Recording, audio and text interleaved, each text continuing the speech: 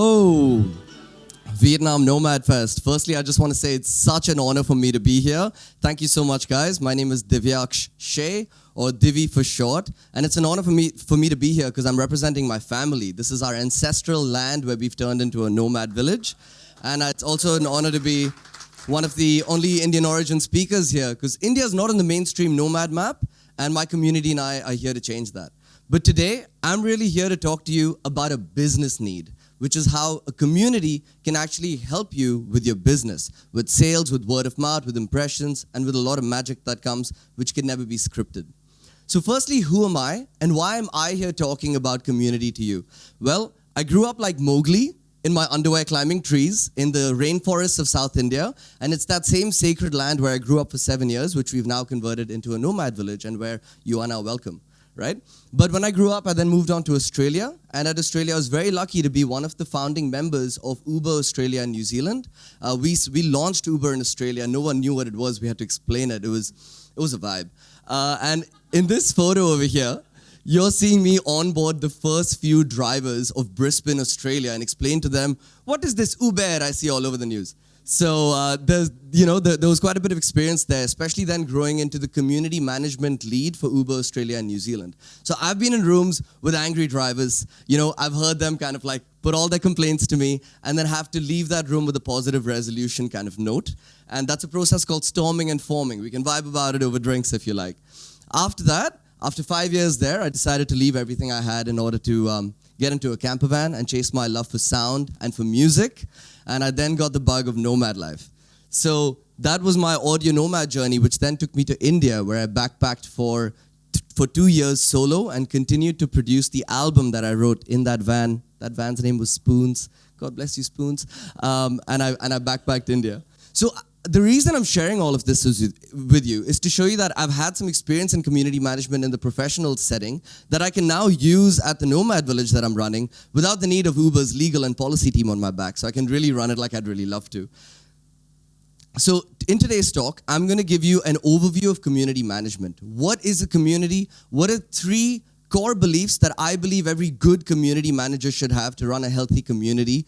And then also ideas that you can implement today.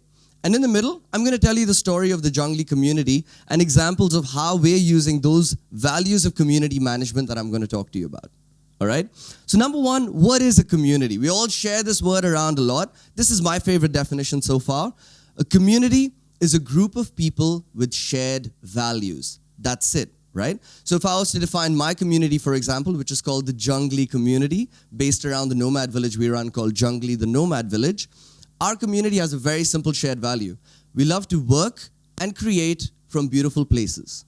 So it hints at nomadism, but it also hints that we more prefer wildlife, nature, quiet, peace, yoga, clean living, without even needing to say that, right? And the best communities are able to actually put that definition into 3 words. So in 3 words, our community is fuck city life. All right? Da Nang is an exception, I have to say. This is the most livable city I've found. I absolutely love it. But in general, especially with cities in India, my community is not a fan. We're more about the Shanti, which is Hindi for peace. Now, this guy over here, Balaji Srinivasan's The Network State. Put your hands up if you've heard this name.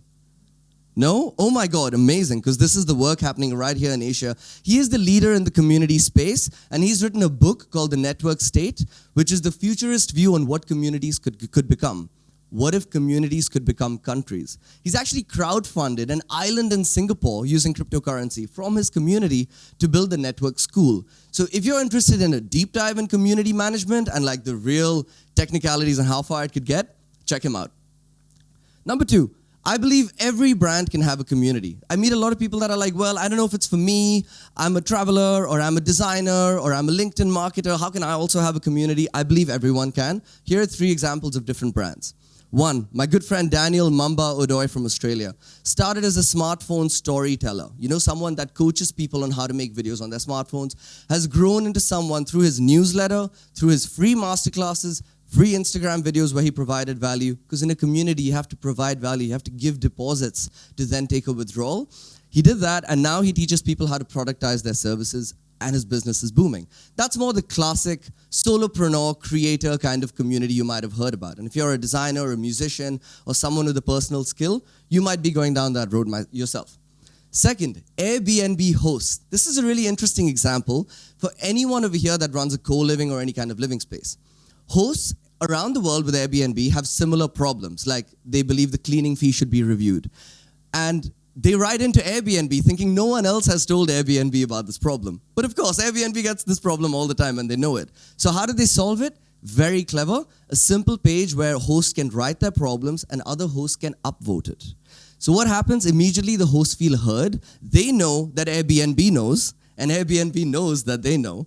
And it also solves their cost per contact, which is the cost that a company faces every time their complaint comes in and they have to deal with it. They can just say, hey, look at our upvote page and upvote it if you feel strongly, and here's what we're doing about it. Once and for all, automated fix. The third one is my baby, the Uber podcast. That's what I launched at Australia when I was there. The community of Uber drivers, they're driving alone in their cars in cities around Australia and New Zealand, and they all have problems or misinformation or want to learn how to improve their business. And our management was sending them long emails. But they're Punjabi. They're from India. 80% of them are from India. They're not sitting there reading long emails, and I know that because I'm from there. So I told them that if you don't send them an email, but if you send them a podcast, they can understand English better, they can read English. And this is where the medium of delivery for a community gets really important. And suddenly the podcast had very high adoption rates, and drivers are hearing it while they drive like a radio show and building trust. So, if you want to be a good community manager, this is just from my experience, everyone has their way. These are the 3 core beliefs that I believe every good community should have. Number 1, people want to be heard and appreciated. I'm going to show you all of these through examples in a sec. Number 2, the community manager and the management of whichever company you're running genuinely needs to believe and be open to the fact that people or the community can come up with better ideas than management. If you're doing it for fake engagement, it shows very clearly, right? Number 3, this is my secret sauce. I'm sharing this for the first time. You have to be able to make your ideas feel like their ideas. This one's a little sly, so don't overdo it, and I'm going to show you examples of how we do it. So to show you examples of how this happened, I want to just tell you about my personal story. So after 5 years at Uber, I took a leap of faith, sold everything I had, climbed into this camper van named Spoons, built a music studio at the back, and headed off into the wild to live for 1 year in the wild wilderness of Australia to write my album. On this journey, I had a choice. Do I either go quiet and then 2 years later appear and go, hello, I have album? Or do I do the latter and bring people on that journey? I am so happy I did the second, because what happened is that I was able to be very honest and vulnerable with my audience about, I don't know where to go next. My solar panel ran out of battery. My battery ran out of juice. Or I need help with music or sounds, and my community would actually lean in. So this is an example of how I built a community as an independent artist. And I want you to think about how you can apply this to your life, whether you're Niv, a designer, whether you're Alex, the LinkedIn marketer, or whether you're teaching language online, right? So I asked people where I should go. I shared my highest of highs. I shared my lowest of lows. And I also asked my audience to fund me. Crowdfunding is a very important thing, because as soon as your audience funds you, they actually have co-ownership in what you're doing. Sorry, was that 5 minutes left? Oh, that was just jazz hands? All right, nice. Love you, Andra. So I also help my audience with all things audio. If you're creating content online, think about, if you're a designer like Niv, right? It's not just other people that like graphic design, but also other creators like you that are following you. So similarly for me with music, I made sure that for listeners, I created playlists, but I allowed people to suggest music that would fit into the 10 playlists I made. Right? So it's all about allowing people to lean in. I turned everyday sounds in cities that I visited, like Ban Bao in Vietnam, Ban Bao Di, into music. And I also created unique experiences. Like I sent 16 people paragliding in the Himalayas, listening to my song about flying, crowdfunded by people that were following me and wanted to support this experience. People really lean in. For other creators, don't want to negate half the audience, I gave lessons online about how I go from zero to a beat. I shared my creative process, and I also helped other people launch their audio nomad journey. I share this so that you can start to think about how you can turn your audience into a community. And here's the difference. What is the difference between an audience and a community? My definition is an audience is where you have a monologue. And a community is where you have a dialogue, where there's a genuine reciprocity. Thanks, man. I'm glad you feel it. Cool. So without realizing it, I had built a bit of a database of people that genuinely enjoyed working and creating from beautiful places. And here are my numbers. As you can see, they're not huge. A community doesn't need to be massive to be effective because people are engaged. I built 5,000 followers on Instagram. But what's more important than followers that no one talks about unless you're in community management is the engagement rate. Engagement rate, you can calculate by going to a website called Phlanx, P-H-L-A-N-X. At the end of it, there's a link where you can get the whole slide, so you don't need to write it down. The average engagement rate for an account my size when I was active was 4.8%, and my page had 3 times that. Because I wasn't running, and I didn't have an audience. I had a community. People were genuinely helping me and be like, yo, you should buy this microphone. I'm like, okay, cool, thank you. So what I did is I managed to get 641 email IDs from my 5,000 followers, which is more than 10%. And I knew that that's people that are genuinely leaning in. Now, at the same time, something magical happened. My family's 150-acre estate in the rainforests of South India was ripe for opportunity, and I decided to turn it into India's first nomad village because I already had the community to back it and do so, right? So I made a post, and this post changed my life. It's kind of the last post I made on Instagram before I've now gone off Instagram and I lean into WhatsApp and email instead. I made a post where I just shared with my community, I'm pausing audio nomad life, launching a nomad village in the jungle. DM me with your email ID if you've been following and you want to lean in. That day I got 50 more email IDs, making my list like 700, right? Very important note. This only worked, and I got that kind of organic engagement, no boost, only because I had an existing community that I was providing value to. So I repeat, you need to be giving deposits in order to one day seek a withdrawal or occasionally seek withdrawals. So that's how the Jungli community got started. This is a WhatsApp community I run. I'm now also going to give you examples of those 3 values I share and how we run it. But the aim is that there were people that want to stay at the village, and there were other people that were like, man, I've had the same dream to run a co-living and a retreat space, but I don't have the land. So instead of me saying, sucks to be you, I said, well, come co-pilot it with me. Join this nomad group and drive with me.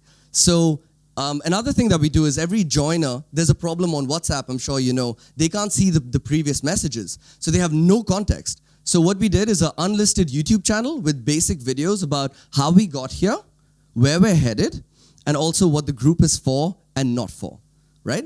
So that they have context. So here are 3 examples of how we took ideas from the community and exemplified those values. Value number 1 that I had shared, if you recall, was people want to be heard and appreciated. So how do we do that? Well, we need to price the nomad village. So instead of just pricing it in isolation, I launched a survey and I said, here's photos of the space, here's the food we can serve, the home-cooked Indian delicious, nutritious food, and how long would you like to stay for? Do you need aircon? With all of this in mind, how much would you pay? And then the community literally told us how much they would pay.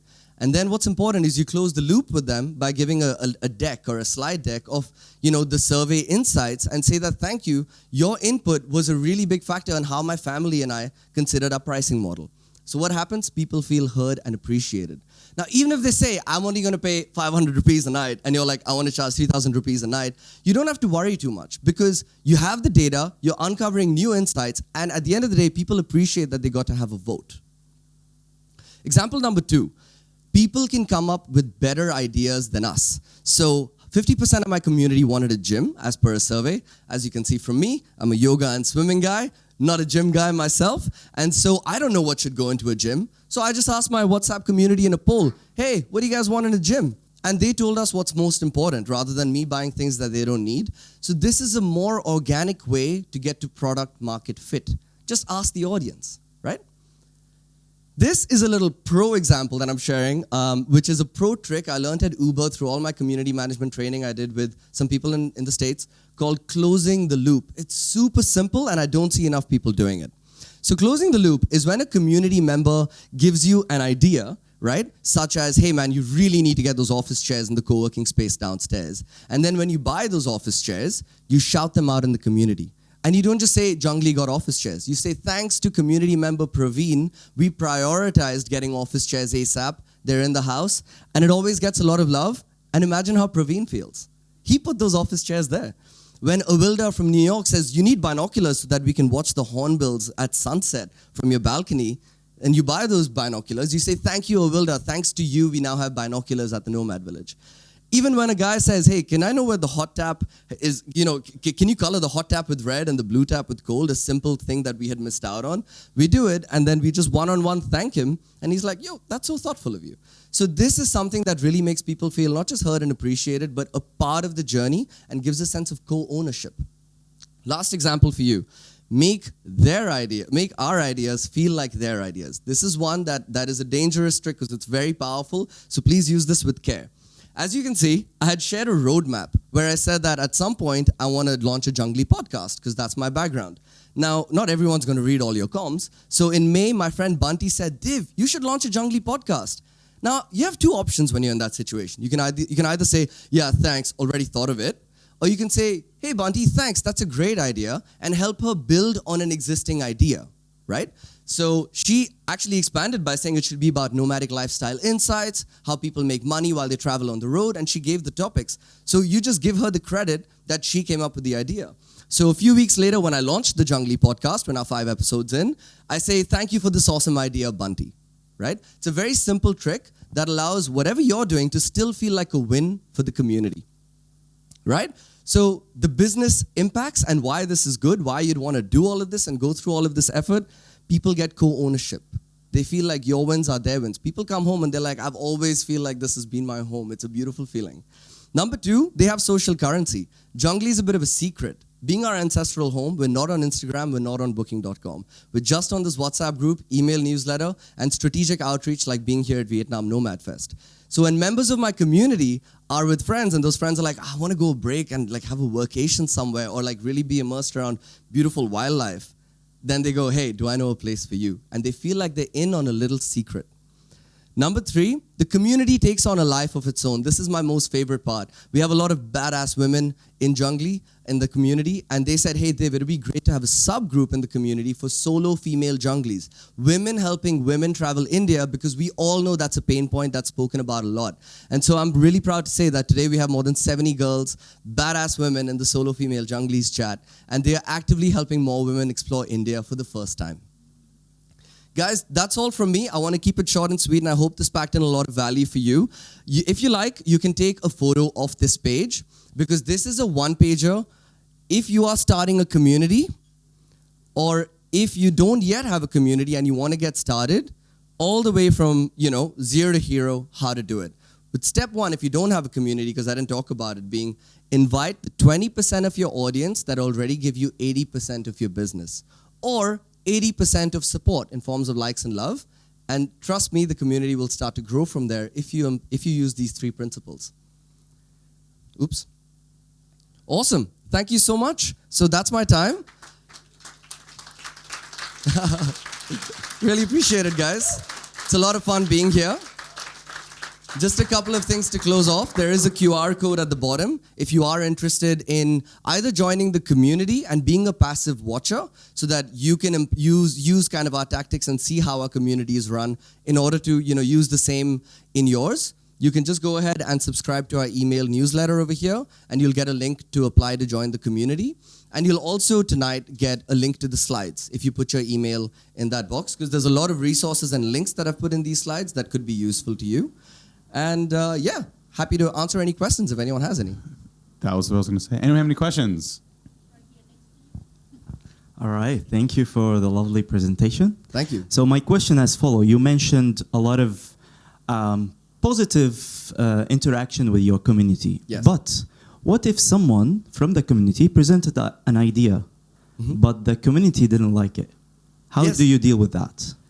That's a very good question. Thank you so much. You actually allow the community to vote it out. Rather than feeling like you, the family, the management have this veto power, you take that question, you take that suggestion, and you surface it, and you ask people, hey, this is what someone suggested, and here are 2 or 3 other options. Options are a community's best friend, because then when there's a poll, people can kind of reason it out and see which one feels better, and then the community kind of guides that person rather than you saying no. How do you deal with the person like he feels maybe rejected from the community because his idea was not, accepted?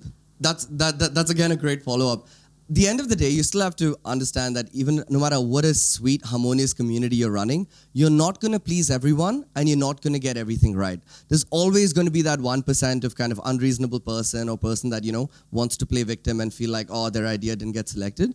For the most part, you'd be surprised that if you have good group rules, a good YouTube onboarding, like I said, and a community that already gets it, and you're using these 3 principles, you're proactively minimizing those things from happening. One extra point I want to add here is called friction by design. Notice that I said you can't join the community. You have to apply to join the community. By having a form and saying why living in a nature-based nomad hub resonates with you or a nomad-based digital community resonates with you, you're automatically filtering out the people that aren't your vibe. So I call this friction by design, and it's really important if you want to have a high-quality community to filter out the noise initially. Much. No worries. Mia. One sec, fun fact about Mia. She's come from Serbia to Vietnam with a cat, 80% over land.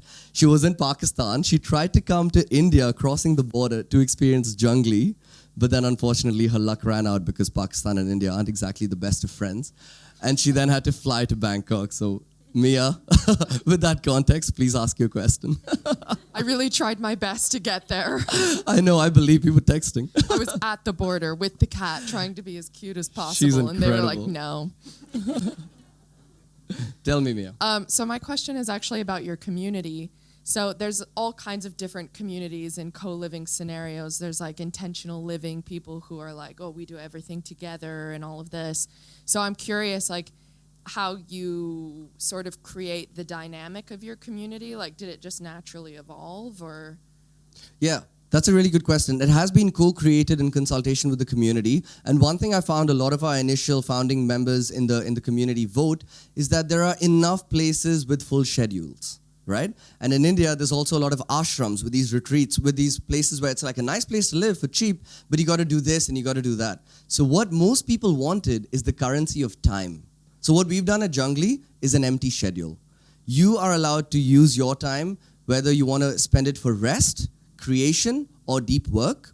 And for entertainment, because that's still a thing when you're in the middle of a jungle, there's a list of activities that are mostly, nature-based cool things like whitewater rafting or a jungle safari or the factory tour that we do. So people can either go inside the campus or outside the campus and get together and do things. There's a second thing that we do, which is a creative marketplace. So I find that digital nomads work really hard, have a bunch of money, but need entertainment. On the other side, you have traveling artists. Traveling artists don't have the most money, but they're really entertaining and they bring a vibe, right? And so that's a yin-yang. Digital nomads after work, they're like, I want to do something. And artists are like, do you want some guitar? And there's a natural collab that happens over there. And so artists are even, or yoga sessions, that's a very common thing in our space, beautiful space for yoga and aerial yoga. We built an aerial yoga studio now. So what naturally happens is that digital nomads end up, or experience seekers end up, paying or engaging with services from experience providers. And there's a very natural entertainment that forms from that yin-yang. Amazing. Thanks. Anyone else? Yeah, Marcos. How do you manage people that they are staying in Jungli and they are annoying, they disrespectful? Dude, right here. Yeah. If you're asking about David, we can talk about it later. All right. How do That's you a manage good question. people? Thank you. So what we do, because it's our family's ancestral home, and we want to be conscious about who we let in. Again, friction by design. People apply to join. If you go on our website, there's no book here option. There's only apply to join. You fill a form. After you fill the form, you get a little bit of info that this is firstly not the Oberoi or the Hilton. Sorry, Oberoi is an Indian hotel chain. It's not the Hilton. This is a community-driven, family-owned nomad village that's new. And so while we've got good rooms, good Wi-Fi, good service, don't expect room service and don't expect an a la carte menu. It's like legit Indian home cooked food. We can cater for dietary preferences, but it's not like, today I feel like the lasagna. You're not going to get it, right? So the second thing we tell them, it's more a space for clean living, and it's not as much as a space for excessive loudness or excessive intoxication. We say that up front, and then we actually do a video call. So we do a quick video call, and that really makes the person feel accountable. So those are some things we've done, and so far, We've had 99% incredible guests. You always get the 1%, but they've really been not that bad. Yeah, David, we'll talk about him later. Matthew. Just to follow up there, do you have anything later on once you've accepted them? Because I know like sometimes you can get some toxic energy, and I think it's really valuable to maybe have like an interim session or ability for people to come back and handle an issue. Yeah, really, really good question. So we've got house rules that we onboard them with when they come. Firstly, some safety rules because they are in the middle of the jungle. If they swim in the river, they will get eaten by crocodiles. So we do have to tell them up front. So it's a little bit of India, Australia. But also what we do is if someone is drinking excessively, for example, because we don't have a liquor license, but nothing stopping them from going to the market and purchasing alcohol, and that's okay. That's allowed in moderation. Just as long as it's not like, hey, welcome to Jungli, have a beer. That's not the vibe we want to build. And so if someone is leaning into that, then we do have, ability to kind of like step in. And the contract that they sign when they come in does say that at the end of the day, we do have the rights of who's allowed admission. Luckily, it's not got to that. Really, when you do this friction stuff and you tell them up front, those people will pick somewhere else if it's not their vibe. I find that 100% that have filled our form have actually like been the vibe because they've already gone through so much effort to fill a form and say, I'm your guy, I'm a jungli. So it naturally takes care of itself, but it's a good point. Love it. Yes, sir. Love the beard, man. You can take a picture. Hello, sir. My question, so I'm a photographer. Oh, nice. For your place, especially for like India, because I'm actually looking to try to do an excursion to India for the wildlife that's there. It's Amazing. So with Jungli, being that you said it's a friction base where you have to put an application to get in. Yes. Is it possible, let's say I have 4, 6, 8 people that I'm going to bring on a group, that I can bring that group in, or would it be more I would try to apply and then stay there for, say, 2 weeks, a month to provide a service for the guests that are there? No, it's a great question, man. Thank you so much. Firstly, we love to host Wildlife Nuts because I'm obsessed with wildlife. There's a black panther on campus. Cut that out of the recording. Totally safe. Whew. Yeah, she's so beautiful, honestly. I call her Bagheera. It's cliche, but it's beautiful. The Bagheera to my Mowgli. But to answer your question, we are a nomad village. So we actually have multiple co-livings, multiple independent bungalows, and multiple retreat venues within our space. We love hosting retreats, and we'd call your workflow more of a retreat workflow. So we would then interview the retreat organizer and ensure that the retreat organizer is taking responsibility for the group. So that makes it nice and scalable and seamless. Yeah. Thank you. No worries. Question from Chris. I'm just interested in how you guys funded this. Is this self-funded, crowd-funded, credit? I don't know. No worries. Yeah. It's a good question. It took 4 generations to fund. My great-grandfather in 1955, he actually built the factory that's at the heartbeat of the campus. And so that factory was in Asia's first ferroalloy factory. It did very well in the 60s and 70s, led to a bunch of these beautiful bungalows and paradise being built. Unfortunately, the factory shut down in 2001. So for 24 years, my dad's been dealing with industrial expenses without the once industrial income. And it's been a tough time for the family, I won't lie. Now my dad is 60 plus. I've gone on my own growth journey, my nomadic journey, and I've realized that, hey, I actually have both the supply side and the demand side looking at me. I just need to get photographers like yourself to take photos of it, put it on a website, and build a basic operation, and we're live. And from there, we keep optimizing, like we were saying. Nothing's perfect on day one. So that's how the funding came about. As of now, we're being demand responsive. Rather than activating all of our 28 bungalows that we have on campus, at the same time, we're launching 3, 4, getting demand, and then slowly going for more, because that reduces the capex needed at one time. Thank you. No worries. We've got Maria. Maria. I forgot I'm on the mic. Yeah, hello. So I really like the vibe of that project, and it makes me feel like it makes me think of my own project in Okinawa that you know about. Yes, that's Very right. similar project. Awesome. Near the jungle too, and can't wait to try yours actually. Thank you so much. Question about funding again. Yeah. Did you find a platform that is kind of community friendly? Because I have a few people interested already in investing, but I haven't found a platform that is not businessy or... Yes, I have. I'm so happy you asked Awesome. this. All right, so the platform is called buymeacoffee.com. Put your hands up if you've heard of it. It's so cool because it's super casual. You know what you can do? You can go to settings and you can change the currency from coffee to pizza or beer. And because I was traveling Australia in a van, beer was very on brand. So I just made a page. and then I changed the tiny URL or the bit.ly link, a URL shortener, to bit.ly/buy Divi a beer. And what that did is it made the pitch online on Insta so much more casual. Rather than saying, hey guys, I'm in a van, I can't eat, can you please fund me? Here's my bank details. Suddenly it was like, hey guys, I'm in Australia, I'm making an album on the road. If you want to help me, buy me a beer and I'll cheers you on the night that I'm at a campsite. And that made it a lot more casual. Can you give ownership through the platform, or it's more of a... I didn't understand, sorry. Ownership, it's a place for people to donate one time or set up a recurring donation. membership. Okay. Yeah. Like they're buying you a beer, you know what I mean? Yeah. Got One it, beer got is it. $5, like that. But yeah. Yeah. Great. Okay. Thank you so much for your attention, guys. One last thing I do want to say is that I do have brochures on the left and the right. Andhra is my right wing, and Nivit is my left wing, or I guess I messed it up if you're looking the other way. So left wing is Andhra, right wing is Nivit, and there's brochures with our map, our campus map, and also more information about the Nomad Village if you're interested to stay. But really, if you want to talk more about community building, it's my jam. I would love to share, and thank you so much. Let's have a fun night. All right. Well done, Vivi. Thank you so much. Thank you, Alex. Thank you.